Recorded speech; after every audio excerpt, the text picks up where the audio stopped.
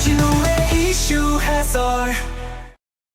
팩트 전달과 보수 진영 논리 전파를 위해 여러분의 구독과 좋아요가 필요합니다.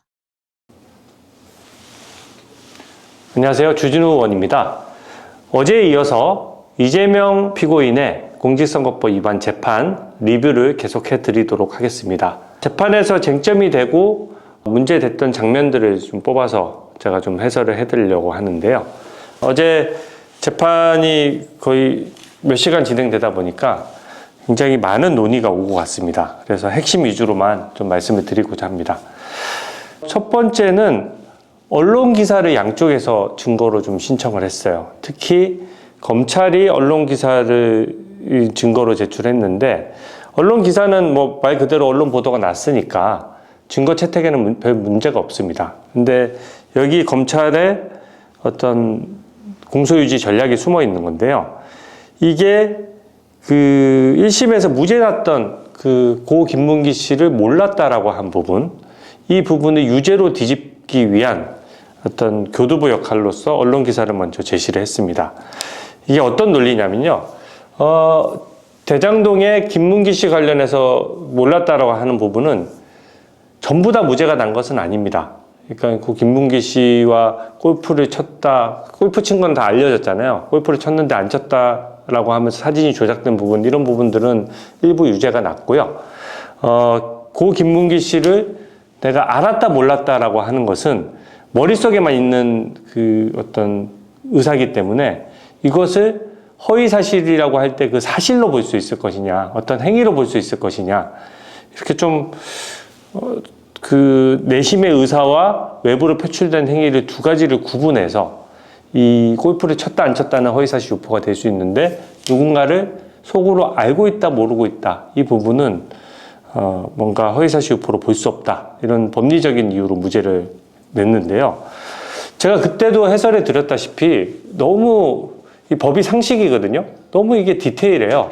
그렇게까지 생각할 필요가 없는 것이, 일반 국민들 입장에서 생각해야 됩니다. 성남시장이 김문기 씨를 몰랐다라고 하는 부분은 바꿔 얘기하면 어떤 말이냐면, 김문기 씨가 당시 대장동 개발 비리와 관련해서 그 공공기관에서 핵심 업무를 맡았던, 어떻게 보면 실무자 중에서는 가장 핵심 실무를 다 도맡았던 사람이거든요. 이 사람을 몰랐다라고 한 이유가 뭐겠습니까? 몰랐다라고 하는 것은 그냥 그 대장동 비리와 나는 상관없어, 이게 다 공공기관, 성남시 산하기관에서 다 일어났던 일이지, 성남 도시개발공사에서 일어났던 일이지, 나 성남시장으로서는 정확히 알기 어려웠던 일이야, 이거를 지금 꼬리 자르기를 하려고 한 말이거든요. 그러니까 단순히 김문기 씨를 몰랐다라고 한 말 자체가 그냥 인식에 관련된 말이 아니에요. 그냥 김문기 씨를 몰랐다는 말 자체가 대장동 사건과 나는 관련성이 없다, 이런 취지의 얘기거든요. 그래서 그 당시에 언론 기사들이 대거 제출이 됐습니다. 대장동 사건 관련해서 당시에 국민 여론이 굉장히 악화가 됐고요.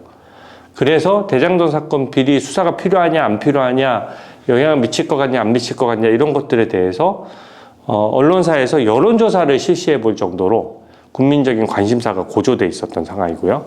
당시는 민주당에서 경선했던 시기인데 일반 국민들이 이 대장동 이슈 때문에 좀 실망을 해서 민주당 경선에 일반 국민들이 참여율이 저조했다, 이런 것들이 막 언론 보도에 나던 시기예요.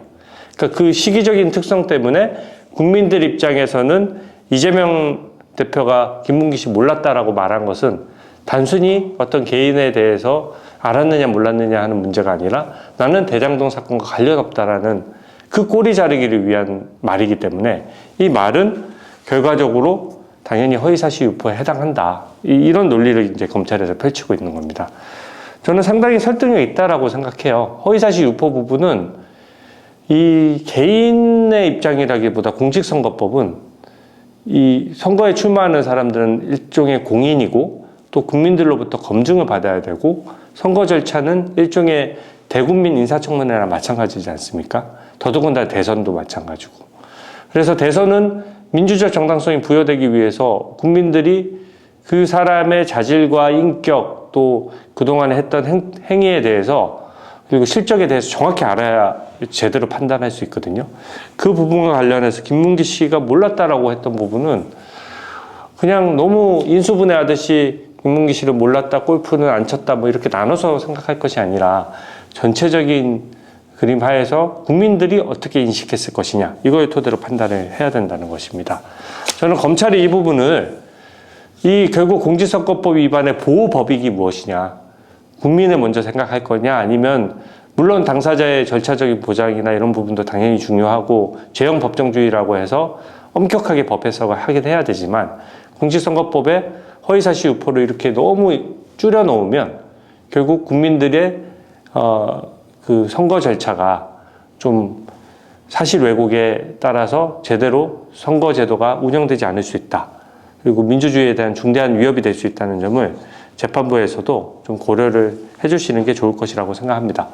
그런 점이 있기 때문에 저는 오히려 대장동이 무죄 났던 부분이 이제 유죄로 좀 일부 바뀌어야 된다라고 생각을 하고 있고요.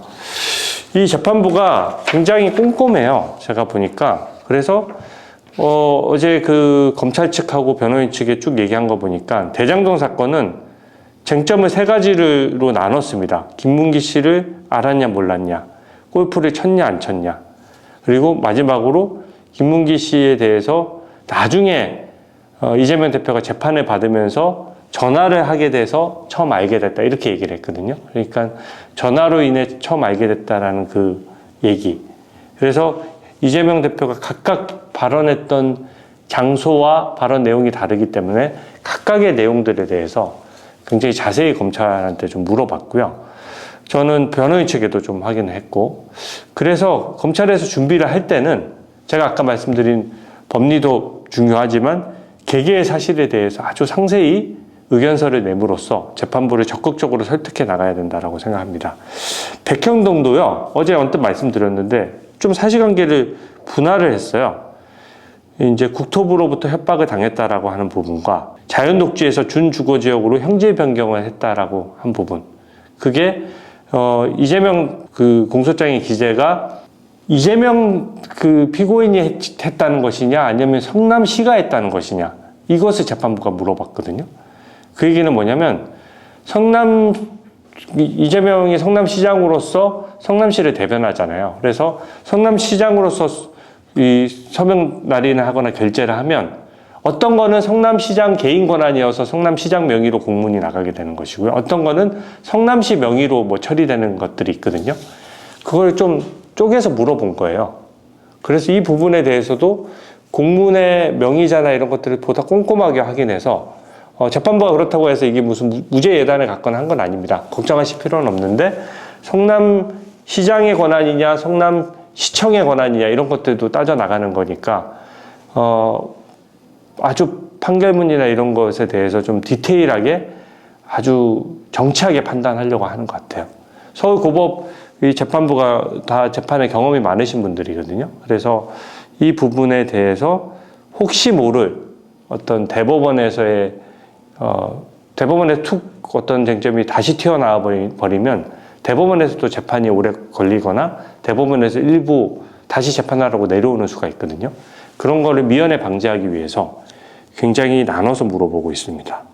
하지만 그 백현동 관련해서도 국토부가 협박해서 어쩔 수 없이 인허가를 해줬다라는 부분은 살아남아 있기 때문에 그 부분에 대해서는 재판부도 별다른 의문이 없는 것 같아요. 이미 기록 검토도 끝난 상황이고 이 부분은 결국은 성남시장의 권한이냐 성남시청의 권한이냐 이런 부분들은 정말로 공문을 세세하게 분석해서 이 부분은 그냥 대충 넘어가면 안 됩니다. 아주 자세한 얘기를 하고 법률상 쟁점에 대해서 재판부가 요만한 의문을 갖더라도 그 부분은 좀 과하다 싶을 정도로 검찰에서 의견서를 내므로써 공소 유지에 최선을 다해야 된다라고 생각합니다.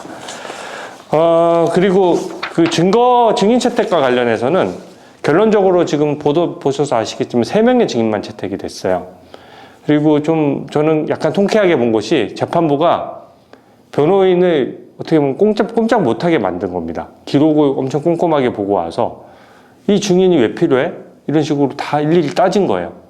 그러다 보니까 제가 저번에 지적했던 김동연 경기도지사는 이재명 경기도지사 다음에 온 후임 경기도지사일 뿐이지 성남시장 시절에 있었던 일과 도대체 무슨 관련이 있습니까?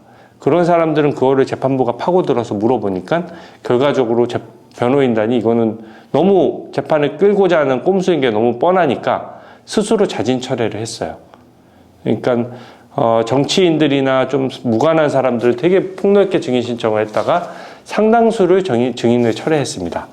그리고 1심에서 나왔던 증인들 2명이 있거든요. 근데 그 1심에서 나왔던 증인들을 또 신청을 했어요. 근데 그 부분에 대해서는 재판부가 정확히 기각을 해버렸습니다. 한 번 했던 증인을 다시 불러볼 필요가 없죠. 그래서 그 사유도 굉장히 합리적이에요. 이 증인들의 증언 내용을 보면 보다 구체적인 내용에 대해서는 자기가 아는 건 얘기하고 대부분은 자기가 직접 하지 않아서 모른다는 내용들이 태반이거든요. 그러니까 모른다라고 이미 답변한 사람을 또 불러서 모른다는 거를 뭘 더 물어볼 게 더 있느냐 이런 판단이고요. 그래서 1심에서 했던 증인들은 다 기각을 했고 결국 3명을 받아들여졌습니다. 이게 이 3명도 원래대로 하면은 좀 거리가 먼 사람들이에요. 이게 제가 보니까 재판부도 좀 따지긴 따졌는데 결과적으로 그 한국식품연구원이나 성남시에서 이 부분을 좀 말단 직원이었거나 좀 관련성이 좀 떨어져서 직접 핵심 업무를 안 맡았던 직원이어서 1심에서는 안 불렀던 증인이 3명 있습니다. 그래서 그 3명을 그 이재명 피고인 측 변호인단이 신청을 했고 그 3명은 받아준 거예요. 그러니까 이 3명에 대해서도 증인신문을 받아주면서 이 증인신문 내용을 핵심 위주로 하자라고 분명히 선을 그어줬습니다. 그러니까 저는 이 증인 채택된 3명을 보면 3명의 증언 내용이 뭔가 이 사건의 핵심 쟁점을 뒤집을 수 있을 만큼 이분들이 핵심적인 업무를 한 사람들이 아니에요. 그러니까 증인신문에 대해서 이재명 피고인의 변호인 입장에서는 뭔가 의미 있는 성과를 내기는 좀 어렵겠다는 생각이 저는 좀 듭니다. 저도 재판에 많이 들어가 보면 이 증인이 좀 어쨌든 핵심 쟁점과 관련돼서 자기가 업무를 왕창 처리한 증인이어야 우리가 몰랐던 사실관계도 좀 밝혀지고 하는 것이거든요. 근데 이게 그냥 잘 모르는 거나 그 직원들 중에 주요 업무를 처리하거나 요만큼씩 도와준 사람들이 있을 수가 있잖아요. 그러니까 좀 관련성이 많이 떨어지는 사람들, 그 당시에 분위기가 어땠냐, 이런 분위기 없었느냐, 이런 걸 물어보려고 하는 것인데 핵심적인 내용을 담당했던 직원이 아니기 때문에 핵심적인 뭔가 변수가 될 만한 큰 증언도 나오지 않을 것이다. 이렇게 예측할 수 있습니다.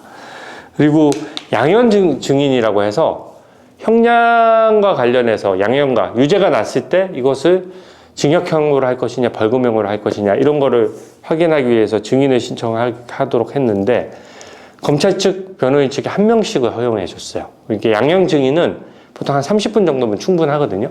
그래서 양형 증인과 관련해서는 2명 정도 채택해서 총 5명의 증인을 신문을 하게 될 텐데 재판부가 공언한 대로 2월 19일이면 2월 19일까지 증인신문을 기일을 2번 잡아서 다 맞춰버릴 것 같아요. 그래서 저는 증인 채택의 숫자나 양형 증인의 숫자가 적정하다고 생각하고 그 증인의 증언에 대해서는 큰 변수가 없을 것이다. 이렇게 예상을 합니다. 소위 말하는 큰 증언이 나와서 속보로 무슨 증언 뭐 이렇게 나오기가 어려운 증인들이에요. 뭘 많이 처리를 했어야 그런 증인들이 나오죠. 그래서 제가 지적한 대로 1심에서 2년 2개월이나 재판을 끄는 과정에서 너무 많은 증인을 신청하다 보니까 이게 역설적으로 2심에서 판을 뒤집기가 좀 어려운 측면이 생긴 겁니다. 서증에 대해서 제가 좀 말씀드리고 싶은데요. 이재명 피고인 측에서 굉장히 국토부식품연구원 성남시청에 무려 200여 건의 문서를 보내달라는 문서 송부 촉탁을 했어요. 검찰은 강하게 반발했습니다. 아니 200건이나 지금 그렇게 2년 2개월에 재판해놓고 200건의 공문이 왜 필요하냐 도대체 이렇게 한 걸 했는데 재판부가 일단은 받아들였어요. 그러면서 재판부 논리는 뭐였냐면 내가 받아들인다. 하지만 이 문서 송부 촉탁용으로 재판을 따로 열지는 않겠다. 그리고 이때까지 내가 2월 26일에 재판을 종결할 텐데 재판을 종결할 때까지 서류가 안 온다면 그 부분에 대해서는 직권으로 증거 채택했던 거를 취소하겠다. 소송 지휘권을 아주 적절하게 행사한 겁니다. 한 번에 입증할 기회는 주는데 그때까지 오지 않은 증거에 대해서는 증거 채택을 취소하겠다라고 한 것이고요. 결국 재판을 법대로 3개월 내에 최대한 맞춰서 처리를 하겠다. 이미 이 재판이 늦었다. 이런 판단이 재판부에 있어 보입니다. 이 200여 건 중에 일부 문건이 오면 이 문건을 가지고 또 막 증인을 신청하면서 할 수가 있는데 저는 검찰에서 보고 그 핵심적인 이제 문건일 수가 없거든요. 핵심적인 문건은 이미 다 증거로 채택이 됐어요. 그러면 변호인단이 제출하는 증거는 일부 이 사건과 영향 없는 증거는 일부 증거 신청은 받아주고 증거로 채택해주고 그것이 입증하는 취지를 이제 다투는 것도 방법입니다. 재판이 지연되면 안 되기 때문에 쓸데없는 서류들 내면서 그 서류가 누가 작성했느냐, 작성한 사람 불러보자 이런 식으로 재판이 끌어지면 곤란하거든요. 그래서 검찰도 신속 재판과 정확한 재판을 위해서 좀 전략적으로 움직일 필요가 있겠다 이런 말씀을 드리고요. 그거 외에 이미 80여 건의 서류를 구해서 증거로 제출을 했습니다. 이재명 피고인 측에서 80건의 서류를 제출했는데 검찰에서는 이거를 일일이 검토해서 곧 의견을 밝히겠다라고 했어요. 저는 보나마나 이 사건의 핵심 증거들은 아닐 거라고 생각합니다. 왜냐하면 핵심 증거들은 워낙 많이 다퉜기 때문에 그 당시에 숨겨져 있던 서류가 있을 수가 없거든요. 더더군다나 이재명은 성남시장까지 했던 사람이고 또 그런 부분이 있기 때문에 성남시에서 뭔가 자료 같은 거를 구하기 좀 쉬운 위치에 있거든요. 그래서 아마 1심에서 나오지 않았던 무슨 결정적인 서증이 나오기는 어렵고요. 그 부분에 대해서도 검찰에서 꼼꼼하게 좀 대응해 주실 것을 당부드립니다. 마지막으로 법리 부분을 좀 말씀을 드리겠는데요. 이게 뭐 어렵지 않게 제가 쉽게 설명을 드리면 이재명 피고인 측이 이제 두 가지의 큰 법리적인 주장을 했어요. 첫 번째는 대장동과 관련해서는 원고도 없이 언론 인터뷰 나와서 계속 질문을 받다 보니까 나도 모르게 그냥 얼떨결에 나온 말일 수 있지 않냐. 이게 저번에 이재명 대표가 TV 토론 과정에서 공방을 주고받다가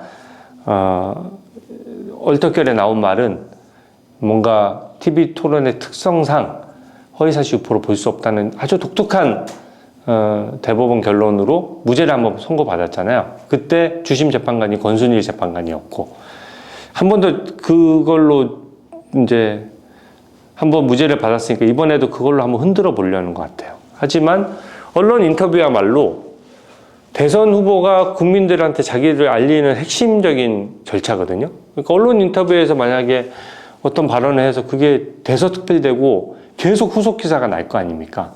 그러면 내가 만약에 얼떨결에 말실수를 했다라고 하면 언론 보도가 끝나는 순간 바로 잡아줘야 돼요. 그래서 실제 얼떨결에 허위 진술이 나왔다라고 하더라도 그 부분을 바로잡을 의무는 후보자 본인에게 있습니다. 그래서 이런 법리도 검찰에서 좀 꼼꼼하게 주장해 주시고 또 이게 어떻게 보면 이재명 피고인 변호인단도 좀 후퇴한 입장이에요. 본인들이 뭔가 허위로 말한 거는 그렇게 보실 수는 있는데 그게 얼떨결에 나온 말이니까 좀 잘 봐주세요. 뭐 이런 얘기거든요.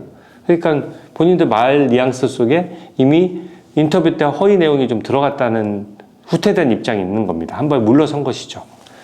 그래서 그 주장을 하나 했고 두 번째는 그 주장이 뭐에 연결이 되냐면 백현동 옹벽 아파트 때는 이재명이 이렇게 판넬을 들고 막 설명을 했잖아요. 그러니까 이건 얼떨결에 했다라고 도저히 할 수 없는 거죠. 치밀하게 준비해서 국토부가 협박해서 어쩔 수 없이 인허가를 내줬다 이렇게 한 것이기 때문에 굉장히 치밀하게 준비를 했다는 측면에서는 대장동 그 부분하고는 또 상충이 됩니다. 그러니까 이재명 피고인의 변호인단이 얘기한 게 어떻게 보면 백현동 옹벽 아파트 건에는 본인들한테 독이 되는 변론이거든요. 그러니까 백현동 옹벽 아파트는 그러면 판넬까지 차분히 준비해서 전날에 준비해서 그 판넬을 짚어가면서 얘기를 했기 때문에 이 부분을 얼떨결에 뭐 이게 잘못 얘기했다 이렇게 할 수가 없다라는 점이 분명해졌고요. 그러니까 이게 지금 뭘 주장하냐면 국회에서 위증하면 위증죄로 처벌되잖아요. 그러니까 국회 감정법상 위증으로 처벌될 수 있을 뿐이지 다른 범죄, 허위사실 유포라든지 뭐라든지 이런 것들은 좀 처벌할 수 없다라는 그렇게 독특한 이론을 펼치고 있어요. 1심에서도 이 논리를 펼쳤는데 당연히 받아들여지지 않았습니다. 저 이게 왜 말이 안 되는지 말씀드릴게요. 이렇게 되면은요, 예를 들어서 그 국정감사나 이래서 발언하는 건 얼마든지 위증죄로만 처벌될 뿐이지 공직선거법 위반으로는 처벌 안 되니까 적당히 거짓말을 얼마든지 해도 되는 거예요. 공직선거법상 허위사실 유포는 벌금 100만 원 이상만 선고되면은 당선 무효가 되는 거거든요. 근데 위증이나 이런 부분은 징역형 이상이 선고돼야지 당선 무효가 됩니다. 그러면 위증하면서 벌금 적당히 500만 원 정도 나올 정도의 위증은 스스럼 없이 거짓말을 해도 되고 그 거짓말이 대서특필돼서 국민들이 그 대선 후보에 대해 자질이나 그 사람이 했던 업무에 대해서 잘못 인식하더라도 구멍이 생겨버리는 거예요. 잘못 인식하더라도 아무 상관없다는 게 되는 거거든요. 그거를 허용하는 나라도 없고 이건 전례가 없을 것 같습니다. 그러니까 국회 감정법상 어떤 발언이 위증했으면 위증으로도 처벌되고 그 해당 발언이 허위사실 유포가 되면 당연히 허위사실 유포로도 당연히 처벌할 수 있는 거예요. 그렇게 해야만 국민 입장에서는 제대로 그 후보자에 대한 판단을 할 수가 있거든요. 또 아까 말씀드렸다시피 그 국정감사 같은 데서 발언하면 그 발언이 다음날 언론사에 계속 보도가 양산이 돼요. 그러면 내가 잘못 발언했다. 그러면 그 보도 내용을 주워 담을 입에 다시 주워 담아야죠. 아, 그거 사실은 어제 국정감사 때 이렇게 얘기한 건 내가 좀 얼떨결에 답변하다 보니 혹은 내가 좀 과장해서 답변하다 보니 좀 잘못됐는데 사실은 이거야. 라고 오류를 바로 잡아줘야 돼요. 오류를 바로 잡을 의무가 그 후보자 본인에게 있는 겁니다. 근데 그 부분을 기계적으로 잘라서 국정감사에서 답변한 거면 위증 아니면 절대 처벌 안 돼. 이건 논리적으로 성립하기 어렵고요. 국회의원은 국회 의정활동을 위해서 이제 상임위나 이런 데서 발언하면 면책특권이 적용되거든요. 그건 국회의원의 활동을 위한 거고 그나마도 이 면책특권을 폐지하자는 논의가 있을 정도예요. 허위사실 유포가 돼버리면은 그게 면책해서는 안 된다 이런 이론이 강하거든요. 근데 심지어 선서라고 한 증인이 의정활동과 상관없이 국민 앞에 진실을 밝히기 위해서 나온 증인 입장에서 허위사실을 유포했는데 딱 위증죄로만 처벌하고 허위사실 유포는 처벌 안 한다? 그런 페이버를 증인한테 줄 이유가 뭐가 있습니까? 그러니까 그 증인한테 그렇게 혜택을 줄 이유나 증인한테 특권을 부여할 하등의 동기가 없고요.